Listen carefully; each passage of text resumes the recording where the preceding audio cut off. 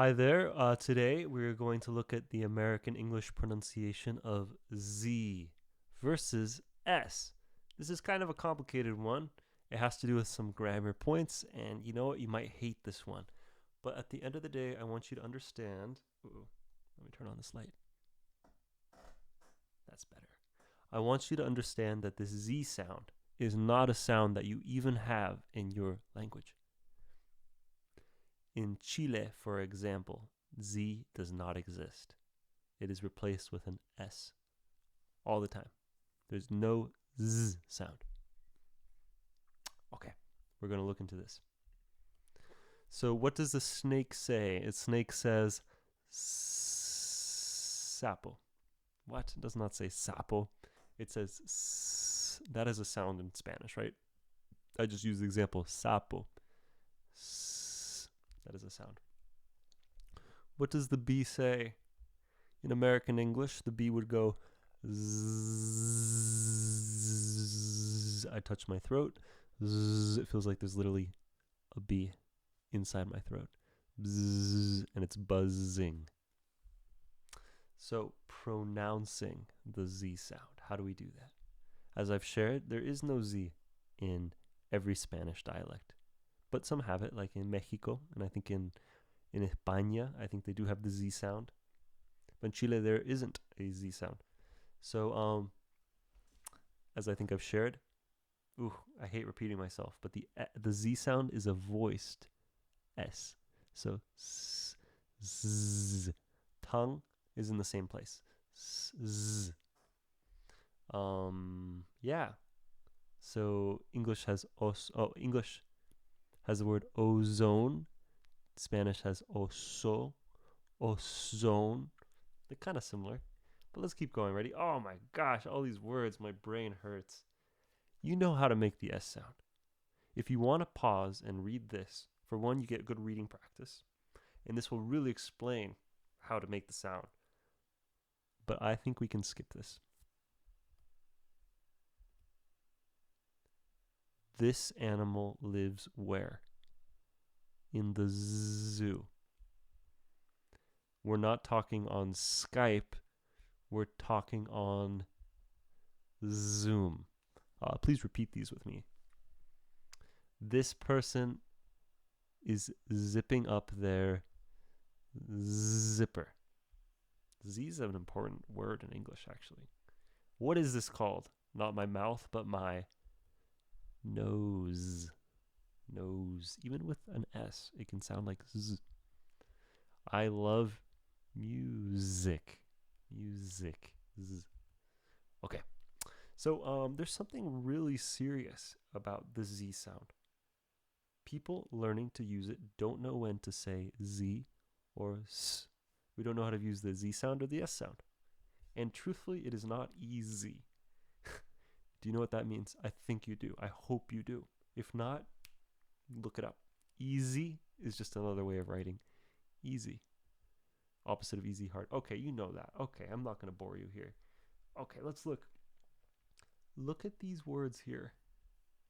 These, is, has, is again, I don't know why, was, as, those, because. These are really important words. These are the words that make up. They're like the glue for all our other words. Like these. You know what? I'm struggling to find two objects. Oh. These guitar picks. These guitar picks. Is. It's like we call this in English language teaching, we call these function words. They serve a function. They're like the grammatical glue. They're not the content of our sentences, but they serve the gluing portion of it. They're important. But they're all with Z sounds. Kind of interesting, right? Maybe you didn't know that. Is. It's not is. It's not is. It's not was. It's not ass. Did you know that ass pronounced wrong is like ass, like butt? It's as. That's important, right? You don't want to say ass when you don't mean to. Or those. It's not those. It's not. That sounds like dos. It's not those. It's those. Those. Or because. It's not because. It's because. So there are some really honestly complicated rules. I want to call them complicated. I can totally teach them to you, but I have a rule to share afterwards, like a thing to do instead, that it might just make it easier for you, okay? So for right now, I just want you to listen and try to take this in. Relaxing, right? If we get stressed, it won't work. So rule number 1, if it comes after a voiced consonant, such as any of these are all voiced consonants, then you produce it like a Z sound. Or if it comes after a vowel, I say it follows, you can also, it comes after a vowel. I don't know if you know this, but every vowel is voiced. It makes your throat buzz. Buzz. E, O, U. That's all buzzing because it's all voiced. So those are the 2 rules here. Let's look at plural. Plural. More than one, right? You know plural. So cans. Cans. This N right here, we can find it. It's voiced. Oh my goodness. How long have I been so foolish? Just a second, right? Oh. Phew. Okay, back to it. Cans. It's not cans. It's cans. Because it follows the voiced consonant. What about cats? What is that T? Where do you find the T? In voiced or in voiceless? It's right here. It's right there. That means it's in the voiceless. So we actually pronounce it like an S. Cats. What about girls? Girls or girls? What about that L? Where do we find the L? Look for it, please. L. Okay, I hope you found it. It's in the voice, so it's pronounced with a Z. Ooh, we all love chickens, right? Chickens. Chickens. What about that N? We found it up here, right? It's voice. We should know that. Chickens. What about dogs? Is it dogs or dogs? Once again, we can find the G in the voiced section of voiced consonants. And so we can add a Z to the end. We have to. And that's the only way. That's the right way to do it. Dogs. Where else? You know what? With plural, we're adding S to the end of words, right? Cans, cats, girls. But also, when we're in the verb tense, in present simple, for example, present simple, yeah. If it's in third person singular, for such as he, she, Tom, which is just the name of somebody, we add an S to verbs, right? Unless they're irregular. I actually think that's not true. Let's ignore that. We add an S to verbs. He cooks. Now look at this K. Is this K voiced or voiceless? Find it. Pointing to it. Oh, I can point to things. This is cool. It's voiceless. So we'd say it with an S sound. Cooks. She smiles at the teacher. Is L in the voiced or voiceless? It's in voiced. Smiles. He says you are sick. Is eh. You know, that sound right there is a vowel. Say eh. And because it's a vowel, it's got to be voiced. Says. You can even touch your throat if you're producing the sound correctly. Says. It has to match that buzzing. She does. That's another vowel. She does the dishes. Tom goes to therapy. Right? Those are important words too. Does, goes. I hope you can start to hear. Uh-oh. I don't like that. I hope you can start to hear that the Z is everywhere. It's important you learn to use it.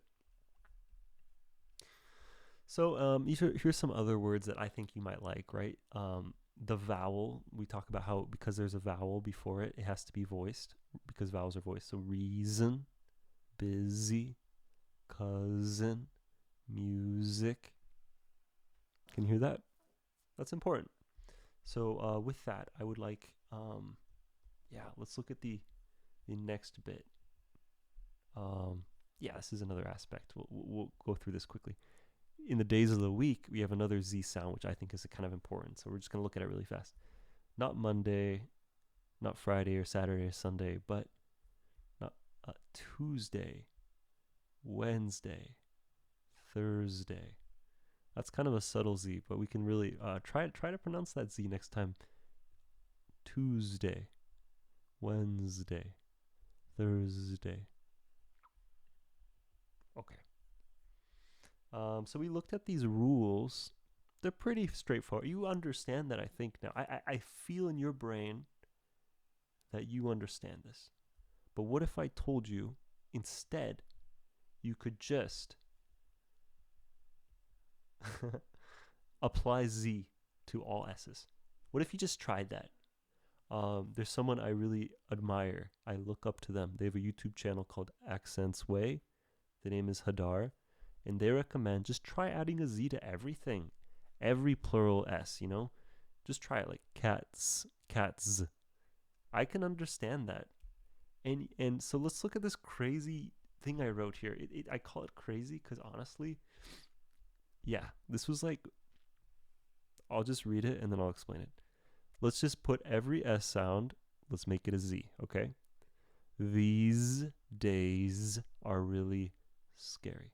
Oh, we don't put a Z if it's at the beginning, right? We don't. If it's the beginning of a syllable, we don't put it. It's only really at the end of a syllable. Plus, okay, anyway. There's all this talk of wars and plagues and natural disasters. Disasters. That's a lot of S's. Disasters. Strange, right? Why did I make that an S if it's after a vowel? I don't know. Let's try again with these Z's. Disasters. Disasters. You might have trouble actually saying that. You might find that it becomes an S naturally. That's why I choose to study computers. If you study computers, you are preparing yourself for the fast changes that are coming. Try reading that yourself, pronouncing all the S's as Z's. Listen and feel if you want to make one an S or a Z already, like automatically, like without even trying. Are there any words that make you pronounce an S versus a Z?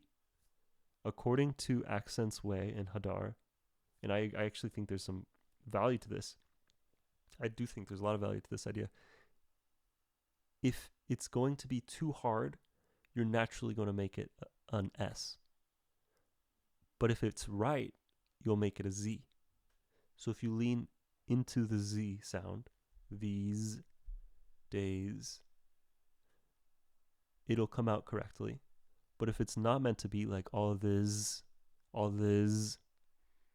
actually, I think that might be harder to say than all this. Why is that? I don't know. This is kind of something she recommends, though. Another thing to note, you are preparing yourself. Notice that yourself is 2 syllables.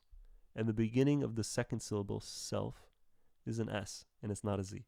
Yourself. Yes, please look at this paragraph again. I'll put it in the comments too. You don't have to take it to heart. You don't have to listen to its advice. This is something I literally wrote when Russia invaded Ukraine. War was in the news. Everyone is freaking out. And so this is just something I wrote up really fast. So yeah, that's all that is. Okay, one last detail. There's actually 2 more things I just want to share. If you want to be done today, if you feel like you've listened enough and you have a zzz, you've practiced your Z sound, you can be done. But if you feel like you have any energy left, I recommend looking at this last bit. So we have some words that make you add an ease sound to the end instead of just a z, such as judges, is, such as couches. That's just something to keep in mind. It's not all just couches. It would be really hard to do that, right? Judges. It's difficult. So in English, American English and all, I think every English, we add an is to it, judges, just to make it easier, because it would be impossible, right? This is what we're talking about, where a lot of these rules, is or z, come about because it's easier for our tongues in our speaking. Couches, bosses. Imagine saying bosses. Bosses. That'd be a crazy name. Bosses. It's bosses. That's important. Try to figure that out. Does that make sense to you? Oh, look at me. I look like the boss because my face is where the boss's face is. Oh, I'm a boss. I'm gonna keep moving on. All right. Part 4. I think this is just the end here. So let's quickly go through these minimal pairs. I'm not gonna take too long on it. Close, which is the adjective, close. A close call, or he came close, versus the verb form, close. If you say he came close, I think they'll still understand you. So that rule of just making everything a Z, I like it. What about falls? That's very falls. In context, I think people will understand that too. Versus falls. Falls. Oh, no. Falls. That's, I guess, technically false. What about hiss versus his? Hopefully, I mean, you can hear that difference, I think, right? Let me know if you cannot hear that difference. I would love to hear that. Peace, peas. Race, raise. I went to a raise. That's a good one to remember as a race. Or rice versus rise. Rise means to get up. You maybe know that. If you don't know that, that's what that means. Bus versus buzz. I like that word for today, buzz, because it's this is the Z sound to me buzzes. Yeah, ice, eyes. Ooh, let me do this. This is for fun. Ready? Just so you can really see my lips. Once, ones. Pence, pens. Place, plays. Price, prize. Whew. Well, you know what? That was a good practice, and like I always say in these videos, you have to keep practicing outside of these videos. But hopefully, this video can inspire you to practice. I carefully choose these consonants to work on for you, because these consonants don't exist in Spanish. Z does not exist. Y does not exist. V does not exist. Sh does not exist. These are all things that do not exist in Spanish, and they're important to know. Yes, let's go back to the beginning like we always do. And yes, thank you for joining today. This is looking at the pronunciation of S versus Z. Please take care. Thank you. I will see you in the next video.